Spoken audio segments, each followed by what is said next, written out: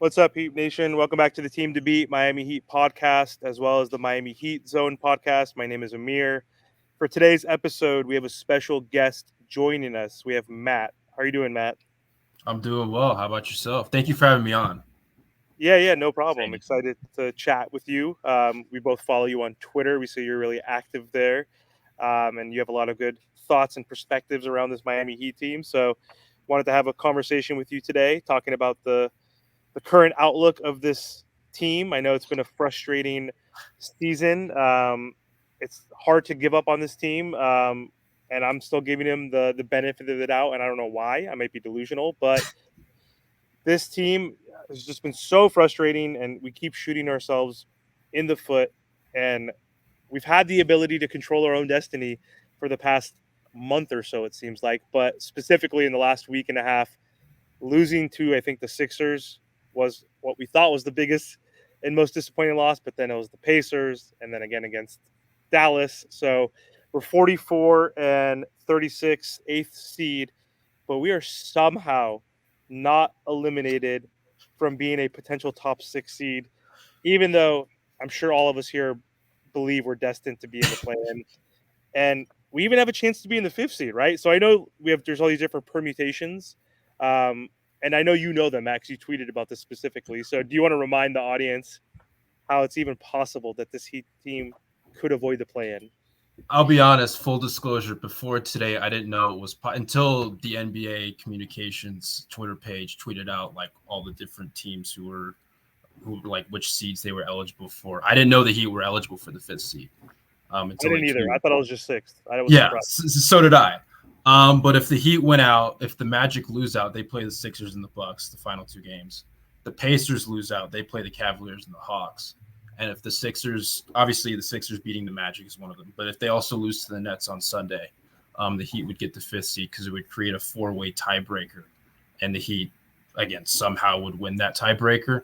Um, but for the sixth seed, if the Heat went out, the Magic lose out, and the Sixers lose on Sunday, they would just be the sixth seed because if the Pacers go at least 1-1 over these final two games, again they're facing the Cavs and then the Hawks, who are kind of locked into that 9-10 spot. I really don't think they're trying to win games. They're beat up right now. Jalen Johnson's going to be out for the next 3 weeks. Onyeka Okongwu's injured. Trae Young's coming back, but I don't know how they're going to integrate him.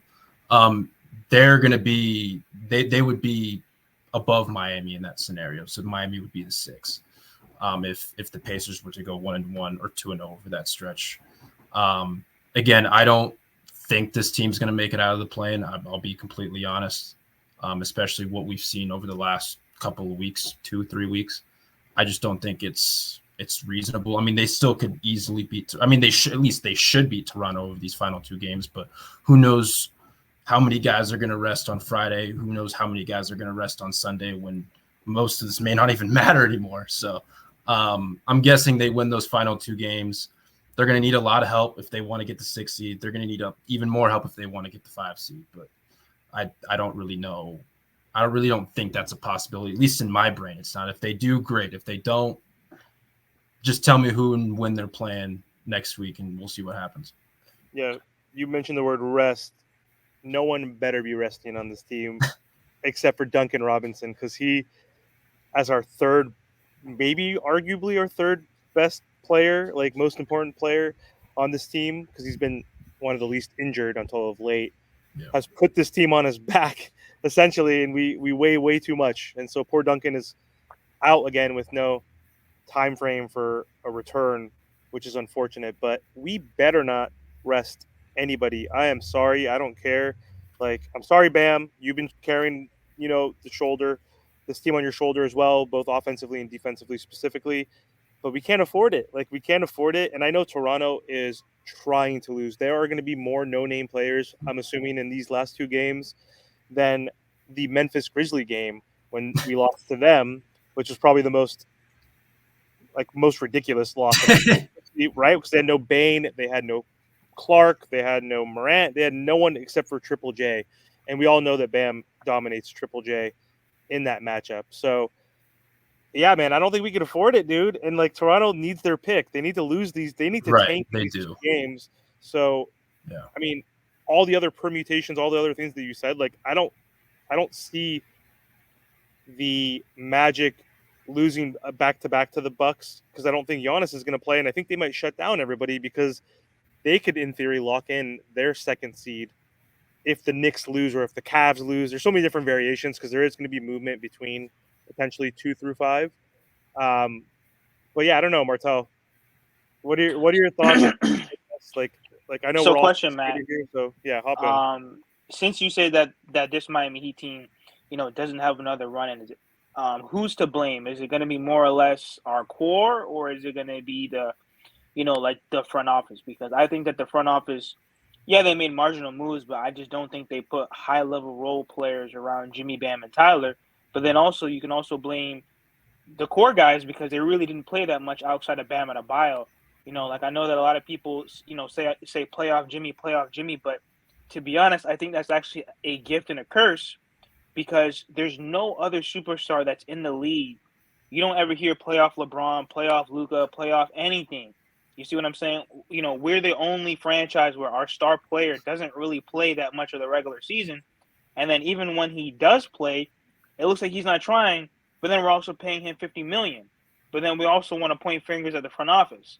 So since you say that we don't have another run in us, which we might not, Jimmy Butler's getting older.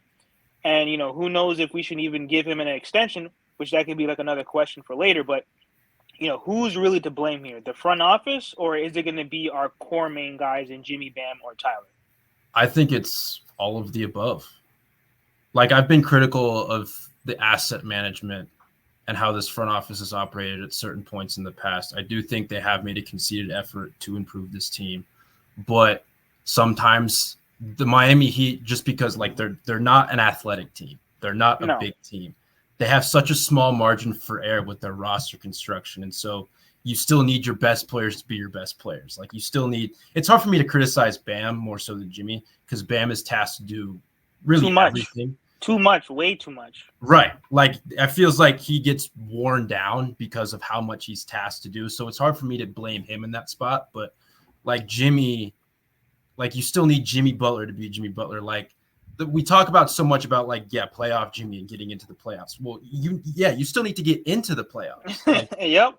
You still need to win those games. And like, for example, the game against the Wizards, those games against the Sixers, the Pacers game, them blowing second half leads to the Thunder and the Magic after, or not Thunder and Magic, the Thunder and Mavericks after the All-Star break. Like those are games that you can win. And like you need your best guys. I don't know if they were active for all those games, but like you still need your best guys to be your best guys. Like you can't, there can't be like a fluctuation in effort on a night-to-night basis, especially late in the season. And like I tweeted about it the other day, Jimmy Butler's stats in the clutch are so much worse this year than they were last year. Mm-hmm. And that's a problem. And it's just like you can tell the energy barometers for him. Mm-hmm. The steals, getting to the free throw line, like it's just not there, or at least not to the degree that it was last year. And he was an incredibly efficient player last year in the second half of the season. And that's kind of the trend that we've seen. I mean, I know in 22 it wasn't that good as well, but like throughout his Heat tenure, we've seen him like, okay, you know, like the calendar meme, like he turns it up in the second half of the season. We really haven't seen that at all this year. And I remember I've been on record before saying that like, okay, yeah, in November and December when he came out a little flat, it's like, okay, if he's playing like this in March and April, then it's time to be concerned. I'm not concerned about it right now. Well, now guess what? It's April 11th, and it's like we're still talking about this, and that's a problem. Yep, it is a problem. I haven't been in love. I mean, like, I don't think it's been a good year for Spo, if I'm being completely honest. Like, not even – I'm not going to blame him for the rotations because it's like they've had nearly 40 starting lineups. That's a problem. Like, that's an injury thing. I feel like a lot of the testing with the lineups and the lineups that he's just throwing out there, he's just trying to throw a crap at a wall and hope it sticks. Like, that's just kind of where he's been at the entire season. But there's been no rhythm to, like, what they're doing. Like, the offensive process, I think, has been a really big struggle, especially late in games. Like, it's too many ISO possessions, too many post-ups, not enough player movement, not enough ball movement. Like, all of that's a problem. And I think a part of that is to the integration and reintegration of players because there's been so many players that have been hurt. But I think it's a philosophical thing, and it's been that way for the last couple of seasons, and that's a problem. And so I think there's a lot of blame to go around. I think it's not just one thing. I think it can be a lot of things. I think it can be the front office to some extent, even though I did think they could have handled the Dame situation a little bit better. Like they could have had a plan B or a plan C, and they could have pivoted off that once they knew they didn't have a chance. That there's blame to go around there. There's blame to go around. I totally agree. I totally agree because think about it. How are you gonna not get not even a phone call back for Joe Cronin? Right. For pretty much half the whole offseason, and you don't have a plan A, B, C, D. Like there was plenty of role players, high quality role players to put around our best players. I honestly, I don't think we really needed Dame. I just always thought we needed better high quality role players. We have never had a 4 or a decent 5 since Kelly Olynyk in the bubble. That comes down to roster construction.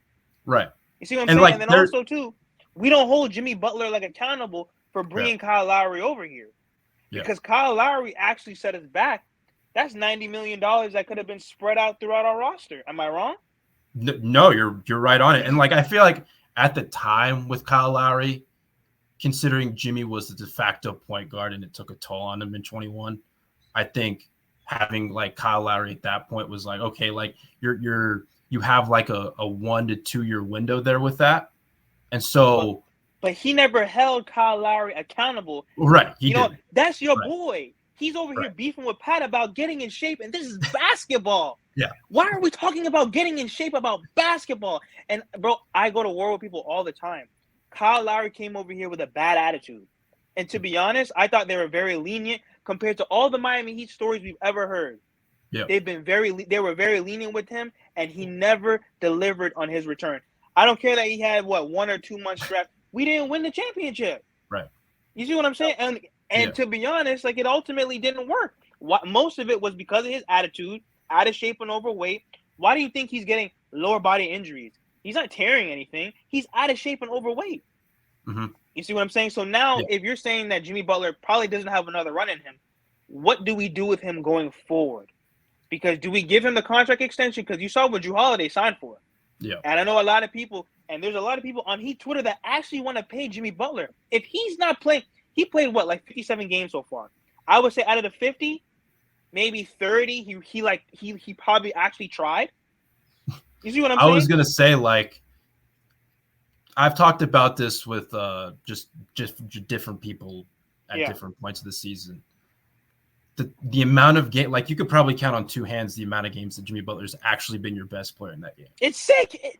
That's a problem. Again, when you're in this type of way, maybe it's fine the 4th game of the season. Yeah. When you're in game 75 and it's becoming a problem, and that you're still talking about it, that's where it's again, we talk about playoff Jimmy. We talk about Jimmy Butler turning it up at this time of year. You still need to be the best version of yourself, or at least a really good version, in order to make the playoffs. You still have to. You can't rely on Terry Rozier to get you 25, 30 points every night. You can't rely on all of these guys to do all these different things and you still not be the best version of yourself. I feel like this postseason might be the first time we see Jimmy. Again, depending on how far they make it in the postseason, I have no idea. But this might be the first postseason where we see him defer to Terry a little bit more when he's back and healthy, where he defers to Tyler a little bit more. But if the Heat go as Jimmy Butler goes, you're not going to go very far if Jimmy Butler's not the 1A version of him. It's just not. It's not feasible. There's too many good teams out there, and you're the 8 seed. You just can't. But you could also blame the front office because they know you can blame everybody because they know how Jimmy operates. You see what I'm saying? And they've allowed him to do what he's doing. You see what I'm saying? They've allowed it. And listen, Jimmy Butler has been phenomenal. He picked up this team out of the mud. However, if you know he's not going to play the regular season seriously, you got to put the proper players around Jimmy, Bam, and Tyler because Tyler and Bam cannot carry this ragtag crew. They can't. Right. You see what I'm saying? Yeah. They cannot carry. This team is not talented enough. We don't have the size, the athleticism. We can't just grit and grind our way. And don't get me wrong, I think that we've done a great job, grinding our way to try to win a championship. But as you see, when you get to that main stage, when you get to that big stage, the talent will just outwork you. Yeah. You see what I'm saying? Because not only do they have talent, but they're also gritting and grinding. The Nuggets, they're nothing to play with. Yeah. And again, I put a little bit of blame on Spo here, and I don't know if this is all Spo or if this is all the rest of the coaching staff or what, but we're still in the year in 2024, and the Miami Heat can barely crack 100 points. That comes down to personnel too sometimes, because Jimmy and Bam, it does. It does. They're not the best scorers. You see what I'm saying? Like, yeah. like with Flo, they don't score easy by any means. You see what I'm saying? Bam just started shooting threes. Jimmy just started shooting threes like that again. So, with injuries, bad personnel. Don't get me wrong. I do like guys like Caleb Martin and all those guys. You know what I'm saying? Like Haywood Heisman. They'll win you games here and there, but you cannot count on them every single night. Like Luka, Giannis, Shea, all these guys across the NBA, Tatum, Brown. Yeah, we beat them, but they score effortlessly. You see what I'm saying? They're putting up 25 points like it's nothing. Us, on the other hand, and that's what you need, because we can't just say, well, you know what, Jimmy, you got to get to the line 10 times tonight. Like, come on. Yeah, it's just in this day and age, with our best two players being really good two-way players, which is beneficial to us, which helps us be a top 10 defense in every year we've had Jimmy in this build in the past 5 years. I feel like we've been a top 10 defense every time. We're like top 5 now, number 4, I think, or 5. And the key has always been defense that has kept us afloat. But then the thing that's detracted us the most is offense. Like, offensive rating has been bottom 10 all year. We are a bottom 3 scoring team. You mentioned 100 points, which is a benchmark that all teams should easily be able to score in today's day and age. I know the way that refs are reffing the game now, which I like personally a little bit better, a little more contact, because I feel like the game got insanely soft. You could see, though, before that, though, people were getting to the line frequently. 3-point shot, obviously, like that's the appetite for every NBA team except for the Miami Heat for some reason, right? We shoot mostly in the mid-range, which is not, the best shot according to analytics these days, but they can't get to the rim. Yeah, we can't get to the rim either. Like, we get to the rim the least amount of time. We can't protect the rim either on the defensive end, which is also an issue. But either way, we're Anthony Chang, Miami Herald, said we have scored 100 or under 100 points 18 times this season, and the only teams that have done that more than us were like the Grizzlies and like the Wizards and another bottom feeder Charlotte, exactly. Thank you. And our defense has been carrying us, and we're just simply not good enough offensively, because we typically should have 3 20-point scorers on this roster, but 2 of them always miss 20 to 30 games, sometimes even more. So, right, if Herro and Jimmy are going to be injured all the time, we can't rely on Bam, like, who's obviously been improving his game, right? Like, to that mid-range. Now he's spraying the floor at the 3-point range above the break, which is huge. But to Martel's point, we need elite scorers. We don't need a Luka type scorer, but like, we don't have that Devin Booker type scorer. We don't even have that Steph. Like, what we get upset about with Jimmy Butler, we use the age excuse, but look at Curry, look at KD, look at like those players who are even older.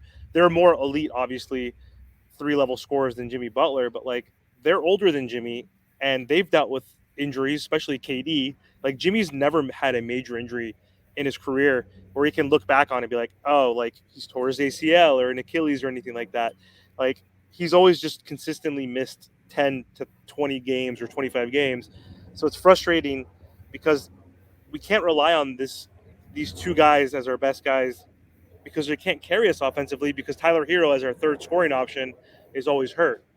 And so I miss having an elite scorer like a Dwayne Wade, obviously a LeBron James, like on this team that can actually carry this team when we have these droughts. So I think offensively is the biggest thing. And let me ask you this, Matt, because we've been talking about who's to blame.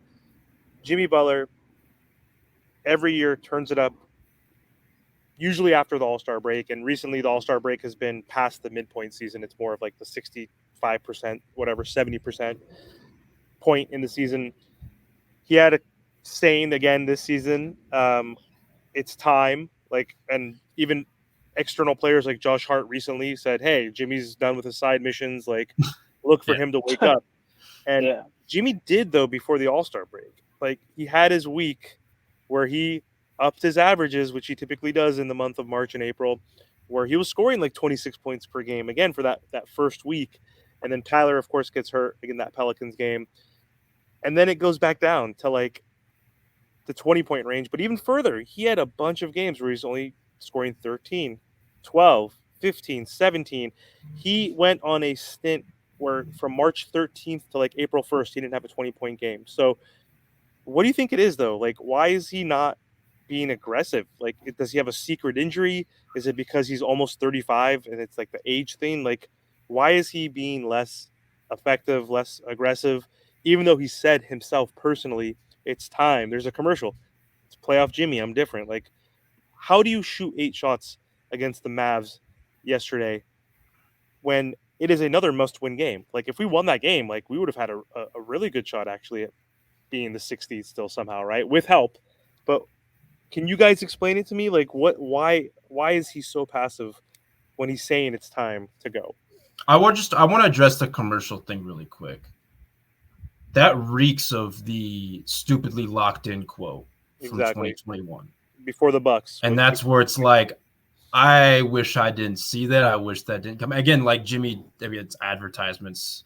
He's a professional athlete. Players do that and stuff like that. But I don't know. I feel like you don't need to, like, he's been so dismissive of the playoff Jimmy thing forever. And now it's like, I feel like I've seen it 2 or 3 different times this year where he's come out with quotes just referencing playoff Jimmy. And that just doesn't feel like a good sign. That's just like a side tangent. Maybe I'm being a little bit too pessimistic with that, but it just reeks of 2021. Anyway, it might be due to injury. Because, I mean, he suffered the ankle injury last year. I think he had like a calf injury at one point this year. He had a foot injury. Like, he's had a lot of different injuries over the last calendar year where I think, like, yeah, he's 34 years old. He has, 30,000 combined minutes under his belt. Like, I think there's a wear and tear aspect to it where that accumulates over time. But even then, like, I don't even know what it is. Like, I don't know if it's a mental thing. Like, I know he's had some personal issues, or not personal issues. Like, he's been out a couple games for personal reasons. I hope everything's okay, and I hope it's nothing too serious. Like, I always want to try to keep the human aspect of it in that realm, because it's like you never know what someone's going through. So I hope that's not the reason why he isn't playing super well right now. But again, it's been like an entire season thing. I don't know if whatever is happening in his personal life's gone through an entire season, but I just want to keep that in mind. Like, it's probably a combination of things. It's probably not just one thing, but I think injuries have something to do with it. Again, I just don't think like there's no intention like with him on the floor. Again, like, he's not getting as many steals. He's not hunting the passing lanes enough. I think right now, you've seen over the last couple of weeks, he's more frustrated with the refs over the last 2 or 3 weeks than he has been in 5 years with Miami. Like, he's usually been a guy where it's like, yeah, he's been a physical player, but like, he's not usually barking at the refs every other play. That's happening now. And I think the rule changes have something to do with that. I think he's kind of in his own head with that stuff, because it's like, I think he's trying too hard to draw fouls. And I think he's not concentrating on like finishing when you're around the rim. And I think he's just like in his own head a little bit. And he's, again, like, we see it on a night-to-night basis where he's getting matchups on him. Like the Sixers game last week, he had Kyle Lowry on him, and he's just not taking to the basket. He's passing out of open looks. Like, you can shoot over him, dude. You're a half foot taller than him. Like, it's just one of those things where it's like, I don't know if I don't have the answers, because it's like, I'm not him. And so it's like, I can say all these different things. It could be something completely different. I have no idea what it is, but it's a problem. And again, like, I haven't seen anything this year to suggest that he's going to flip a switch in a couple of days or in a week from now. Like, I don't. And maybe I'm wrong. I hope he laughs in our faces, because I hope he gets 30, 35 points, whatever it is, in a playing game or in a playoff series. But I haven't seen anything this year to suggest that happening like I did last year. And it could be, again, it's probably a combination of things. I think part of it's due to injury. Who knows if it's something personal going on behind the scenes that we don't know about? Who knows if he might just be declining. Like, this Father Time is undefeated. And so who the heck knows with this stuff? But I don't think his process has been flowing well. I don't think the energy's been there for him. And again, when you have to remind people that playoff Jimmy's going to turn up in a couple of weeks after being dismissive of it for 4 years, I don't know if that's a good sign. Like, I really don't. Again, maybe I'm being pessimistic. I have no idea. It could be something that I didn't mention. It's truly beyond me. But again, this team's margin for error is so unbelievably small with how it is. If Jimmy Butler's not Jimmy Butler in a playoff series or in a postseason game, in a play-in game, the Heat are going to be out like that. Like it's over. I agree. There's no chance. No chance. And I mean, all the things that you said resonates. Like the Thibs minutes, like running him into the ground in his first 6 years with the Bulls. Yeah, but that was kind of overhyped, though. That was kind of overhyped because he didn't play that much. And then also remember, because the whole personal issues, that is huge. However, he had a month off of basketball. Remember, he took 2 weeks off, and then he went into the All-Star break. Remember, we want to, just to talk strictly basketball, he's had a lot of time off, especially this season. And even with the Miami Heat, yeah, he's had injuries, but besides the playoffs, he really missed, half the regular season? Like, when you really sit and think about it, like when you combine games missed and then also with him kind of half-assing it in the games, he's really only playing, maybe 50 games, maybe. He's reached 60, I think, once in his Heat tenure. Okay, then. So he's missed a lot of basketball. You see what I'm saying? Yeah, he had a lot of playoff minutes, but you can honestly compensate that with, okay, that could have been used for the regular season as well. But with Tyler Herro being so young, what do we do with him going forward as well? Do you keep him?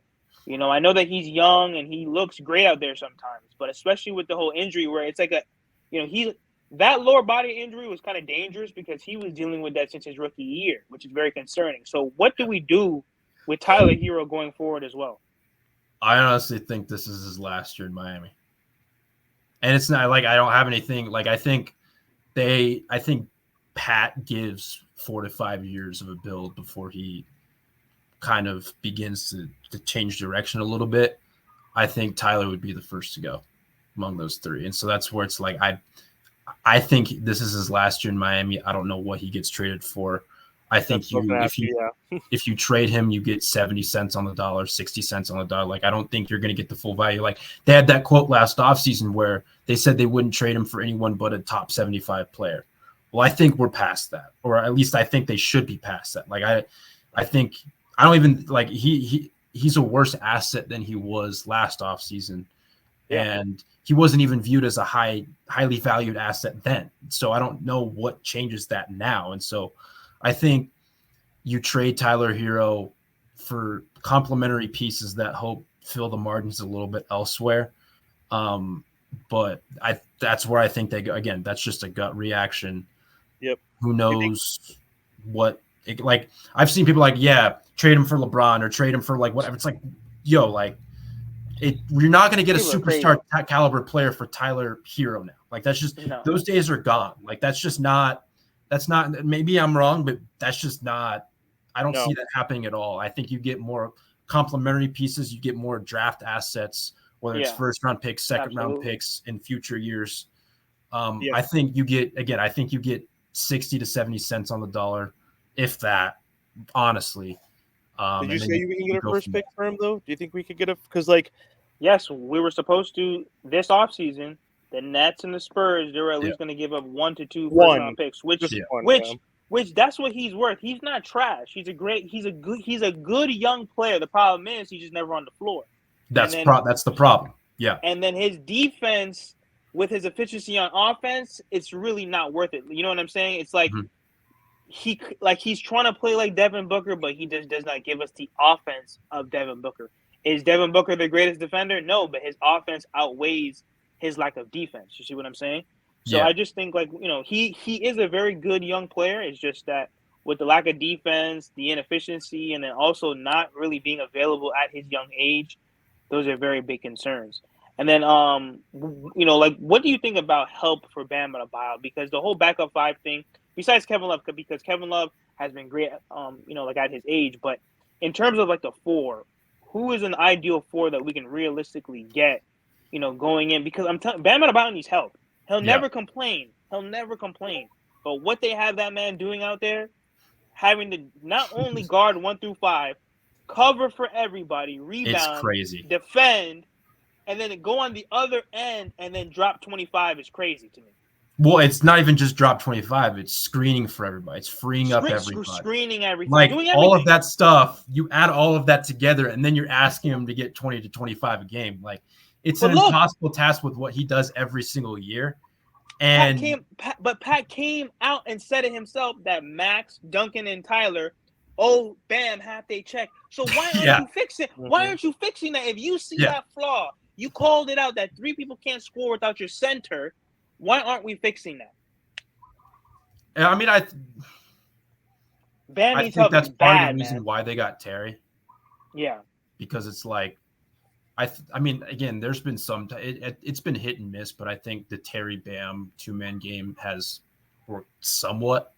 I don't know I don't have like the synergy numbers in front of me. What their points per possession are per action that they run, but like, I think he provides more of a scoring threat to open things up for Bam, and he's also a decent playmaker. But like again, you need more than that. You need more guys who can set your second best player up. You need to involve him more in the offense to where like he's putting in position. He's being put in position to succeed more. Like him flowing to the rim more. Like I think part of the reason like they get him in these actions and they post him up 10, 15 feet for the basket, and now he's forced to take in contested midi with 7 seconds left on the shot clock. And it's just like, that's not conducive offense for him. Like if you get him more in the action, if you get him more flowing downhill, if you get him more involved at the rim, and like part of that may be a self-creation thing from him, but like I think you can still get him involved in those actions. And so it's like, I don't know, maybe I want them to get him, I want them to set him up more and like put him in better position to succeed. But to answer your question about like guys next to him, like the backup 5 thing's been a problem ever since he started.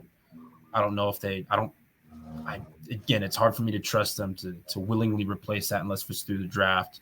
Thomas Bryant had like a cool 3 weeks against bad teams late in the season. Yeah, I don't think that's enough. Kevin Love's been their best backup 5 this year. He's been one of the best backup 5s this season for anyone, which is surprising. I think like the ideal guy that you want next to him is like a Dorian Finney-Smith, like a 3-and-D guy who's switchable. Kyle Kuzma. Maybe a Kyle Kuzma. Like I'm still curious about like Kyle Kuzma in a winning context, like how he translates. But I think he's a lot more improved than he was when he was in LA. So I think that there, in theory, that could work. But like someone of that kind of ilk, I think would help Bam out a lot, especially with the switchability thing. Like I think you can rely on a Dorian Finney-Smith to switch a lot more than you have in previous like Miami Heat 4s. Outside of like a PJ Tucker. Like I think they were at their best when they had a guy like that from just a schematic perspective. And so that's where I kind of lean with that. I don't know if Dorian Finney-Smith's like an attainable option. Maybe he is, maybe he isn't. I mean, they were rumored for him at the deadline. I don't know what his contract situation looks like next year. I don't remember that off the top of my head. I don't know what kind of assets they would part to get him, most importantly, because like, again, you have to, in these new cap rules, like you got to fit 110% into that. I don't know what that would be. So maybe that would be a 2-team deal, 3-team deal, whatever. But like someone of that 3-and-D ilk, I think would fit best next to Bam. Maybe not Dorian Finney-Smith, maybe someone else, but just someone of that. They wanted 2 first-round picks. That was what they were asking for, which they didn't get. I think he was making in like the $13-15 million range, and yeah, I want to say it's around there. Yeah, we were. I mean, obviously we're in the first apron, so we weren't able to do that unless we obviously sent out like a Duncan Robinson or someone. In theory, we're not going to ever give them 2 first-round picks. But don't you think though, the size thing is the biggest issue? Martell keeps talking about that in the past as well. So it's like, don't we already have kind of that small 4 that like we've always used next to Bam, like the Haywood, like the Caleb, like the Jaime at the beginning of the year? Like it hasn't really worked. And I know Spo loves small ball like Steve Kerr, but like Steve Kerr at least like had Kevon Looney and had other bigs that were serviceable, but like they had Steph Curry, like they had Klay Thompson, the 2 best shooters on earth. Like they were able to win it, and we haven't been able to win it with this strategy. So I like the idea of Finney-Smith. We talked about that in past episodes, but I don't know, man. I feel like we're always last, like almost we're bottom three in rebounding too. Like rebounding has been a huge issue and a reason why we lose a lot of games too, outside of our horrendous offense. So I don't know. There was a guy we talked about, like a guy who busted our ass yesterday, or whenever that game was. Was it yesterday, the Dallas game? Gafford. Like I thought that would be a good person, or even the PJ. Like those two guys specifically were two guys I thought could fit next to Bam. But last question for me, like, what are your thoughts though of like shifting Bam because now he's shooting the three more? Could he be the stretch four and put a Gafford next to him, someone that's a better player than a Deadman, a Thomas Bryant? Like we've been unfortunate with these Yeah. vet minimum guys. Like, can't we get a guy and pay him like 15 mil? Like that would have to mean we would have to move a Terry or a Tyler, obviously, because both are going to be making 30 and 28 million or whatever that is.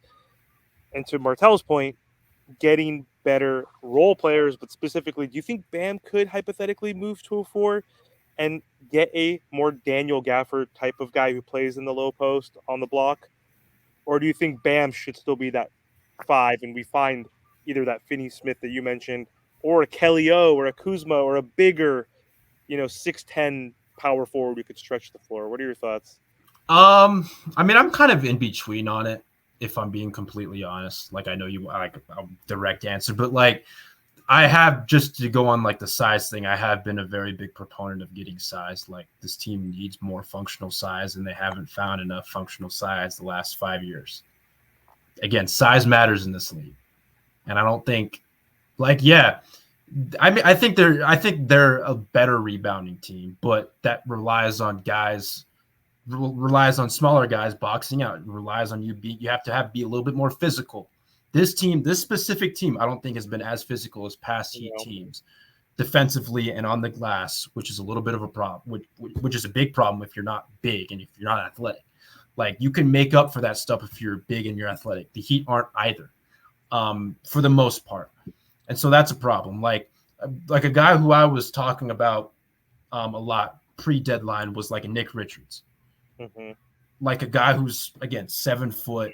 He doesn't even have to be your starting big. Like, I don't think Spo at this point, like, he's never really been a coach that wants that big four next to Bam or that big five, like outside of like Myers Leonard. Like, that's been like the one guy, maybe Kelly O too. Yep. Those have been like the couple of guys that have that Spo started that's like above like 6'7", 6'8". Like, I don't think, like, even if you're not gonna have a guy next to Bam starting who is big, just have enough functional size coming off the bench. Like, I don't think that's too big of an ask.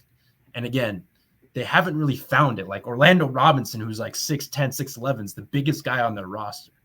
Like, again, and he's your third big. That's, again, like, it's not enough functional size that Miami had. Like, they haven't had it. And that's where it's just like, I think that's one of their biggest needs. I don't know if that's something you address in the draft. I don't know if that's something you address in that has to be something you address in free agency at minimum, but they haven't really addressed it at all, or at least not well enough. In regard to shifting Bam, like, I've gone back and forth with it. I think at some point he's probably going to have to shift over because, again, there's so much wear and tear that has accumulated on his body from being a 5 at 6'9". over time with what he's been tasked to do. I think at some point that's going to take a toll on him. It hasn't happened yet, but there's a lot of physical toll on that body of Bam Adebayo at such a young age. They don't realize that, man. Running him into the ground. Right. You see, running him into you the guys ground. talking about Tibbs. You guys talking about Stiff. Look at what they're doing to Bam. Right. Running him into the ground. And so that's where it's like, at some point I feel like a guy like Lauri Markkanen would be a good fit. Like a guy, again, who can stretch, like Bam can stretch the floor. At least we've seen flashes of it. But a guy who can consistently stretch the floor, like some of that skill set with that size. He's 6'10", 6'11". Don't we have that though? We're not. I mean, I guess we're kind of forgetting. We have that European on our team who's got functional size. Who's listen. That can be the answer. That can be the answer. Jovic, but that's the future. You see what that's I'm the future. Right. He's inconsistent. You could see he hasn't even played more than, I think, 65, 70 games combined from last season. He played 15. He's played whatever, like 45, 50 now this year. He hasn't even got a full 82 under his belt. Like, so of course he's going to be consistently inconsistent.